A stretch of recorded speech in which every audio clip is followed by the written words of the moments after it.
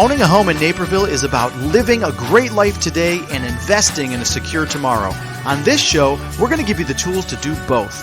Welcome to the Naperville Real Estate Weekly Market Update. Hey, Naperville. I'm Chris Grano with Keller Williams. Alongside me is Todd Gosden with Compass Mortgage. We are your hosts for the Naperville Real Estate Weekly Market Update. Todd, how are you doing this week?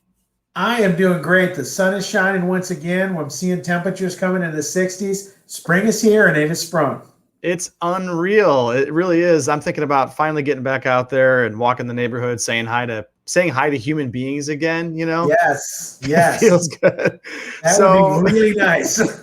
I'm telling you, I think we're all just like craving it. So, and the good news is that the real estate market seems to be reflecting that too. So if you follow the podcast, we talk about the numbers here in Naperville, what's happening with buying and selling. We talk about what's happening in the mortgage world. Todd leads us through that. And then we always tackle a topic to give you a little bit more education about maybe the buying and selling process, or maybe just about homeownership in general and protecting that large asset, protecting that investment for yourself.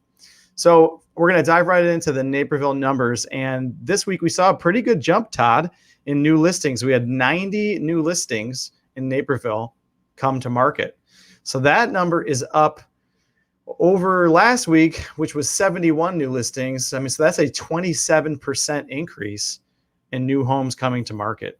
And so I think some of that has to do with the thaw that we're seeing, and maybe just the mental hurdle of, hey, it's March, spring is here, right?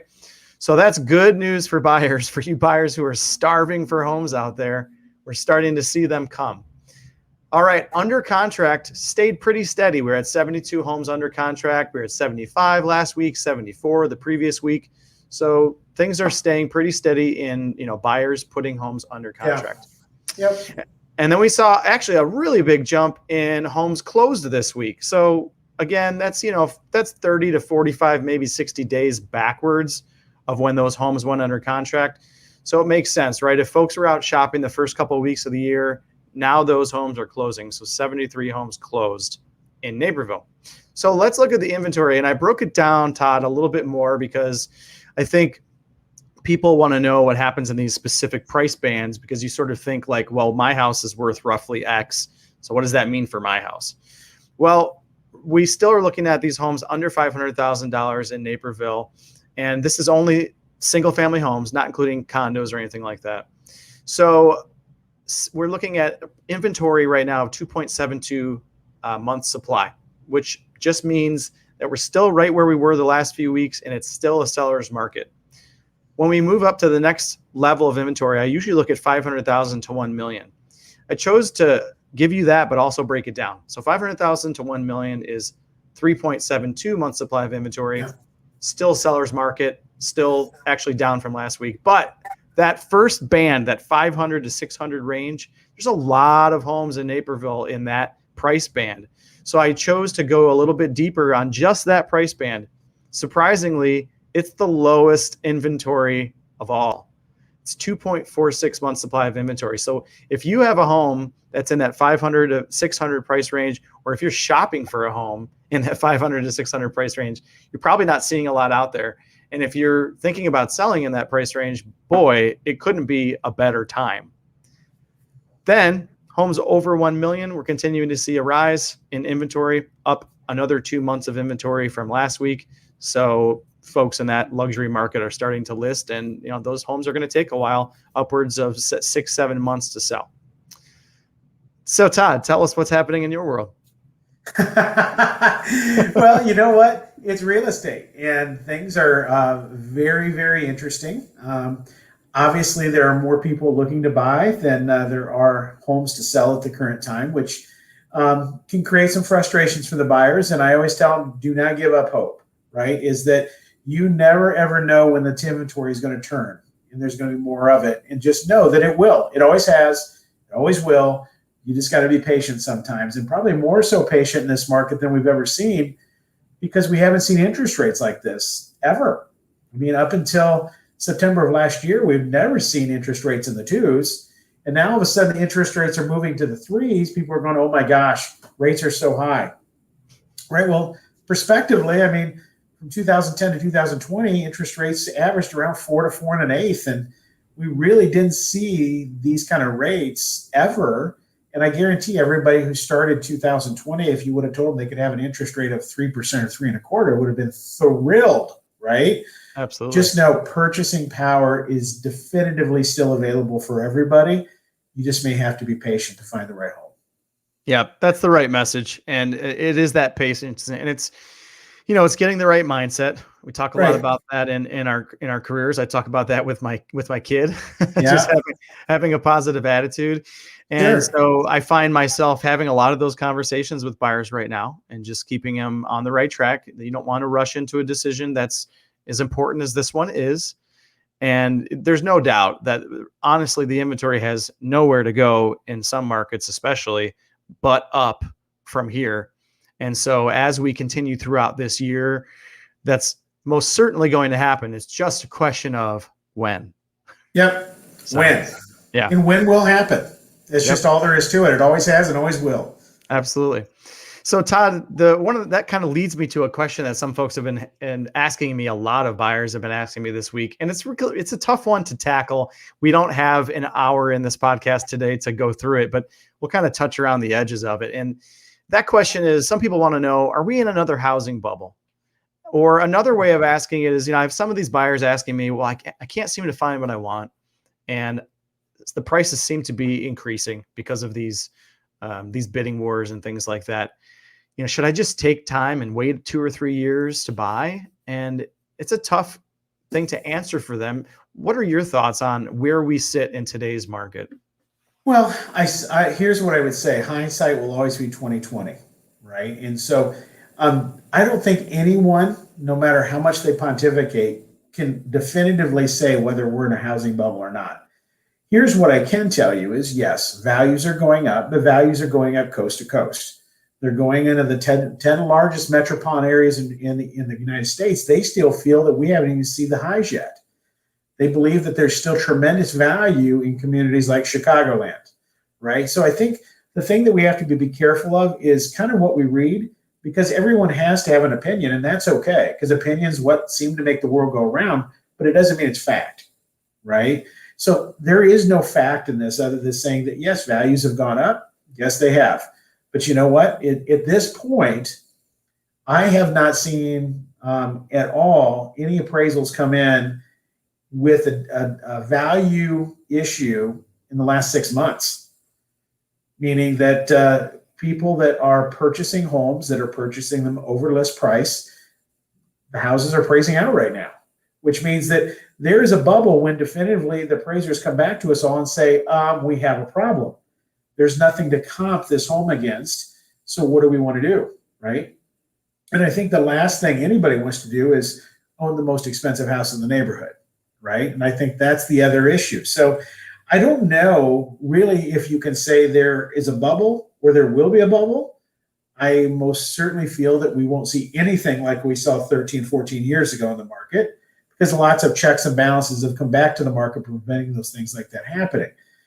But what I would say is that why wait when there's opportunity, right? Is 3 or 4 years and now interest rates are not going to be where they are today. And even if rates in the low threes, you're still seeing purchasing power meaning the amount of house you could buy for the same payment a year ago, of being anywhere from $20,000 to $35,000, $40,000 higher than January of 2020. So this is an opportunity for individuals who want to move to find a house that maybe has more things to it, whether it be more bathrooms, more bedrooms, a finished basement, another garage, anything for the same price you would have paid a year and 2 months ago. So don't give up on that, because just because there's a shortage of inventory right now doesn't mean that that can't spin the other way at some point. But it does come back to all about patience, right? Get yourself ready to be prepared to buy. And that sometimes means you have to buy without selling. And then the other part of it is, when you talk to your lender partners and people who are pre-approving you, make sure you're asking the question, hey, can I have this file in underwriting rather than just being pre-approved? Because you want to make sure that you can come with the strongest possible offer and the strongest possible pre-approval to the table when you're working with your agent. That's my opinion on that. So there's a couple of things you said that I want to touch on that I think made a lot of sense to me. Number one is we talked before about mindset and about how does this apply to me? Not worrying about the fears and listening to the media, Right. and and it's more about what's the advantage for you. What can you leverage? So leverage the low rates, leverage the time that you can spend in a home. That now we're realizing how precious our home is over the last year when we're working more at home, we're schooling from home. And so take advantage of those opportunities now. And there's a couple of things that I think of.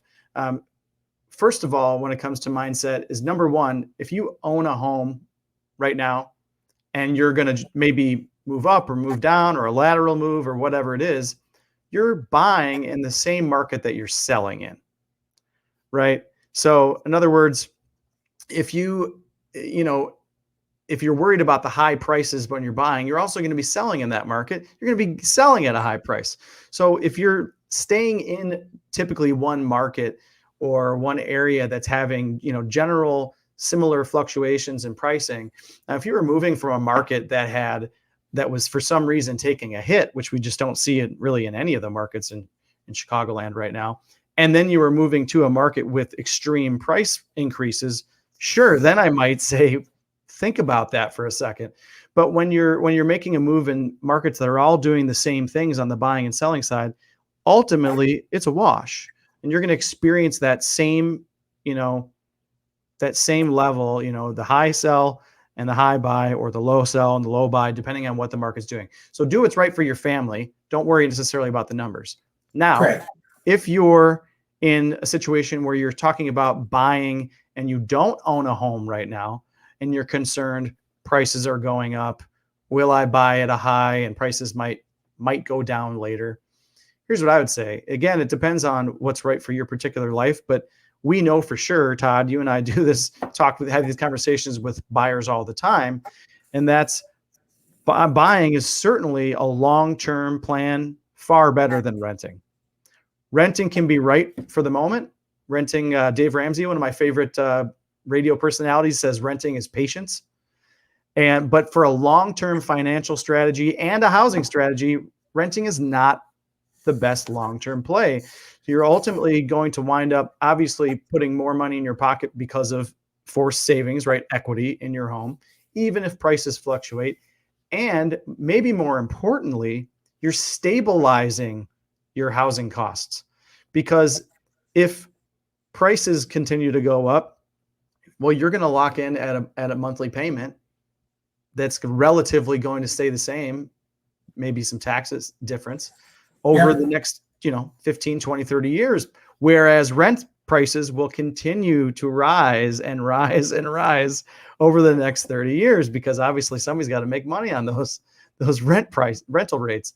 So that's how I look at it. It's more than just, is the rate going up or down? Are prices going up or down? You've got to look at the whole picture. Big picture. Yep. So I think that's incredibly important. I hope that our folks who are listening have somebody in their corner who's helping them, maybe talking them down off the ledge if they're feeling a little anxious about what's going on. And certainly you and I are happy to be that advocate for somebody if they need to. Todd, Absolutely. thank you so much as always. You're welcome. Guys, great conversation. Please touch base with us. If you need to get a hold of me or Todd, make sure you go to our YouTube channel or on the podcast. All of our contact information is in the show notes. Feel free to reach out anytime. We'd be happy to just answer questions for you, point you in the right direction. Make sure you follow us on YouTube at youtube.com/Chris Grano, on Apple Podcasts, Google Podcasts, and all of the great podcast platforms. You guys have a great week, and we'll see you next week. Todd, take care. See you later.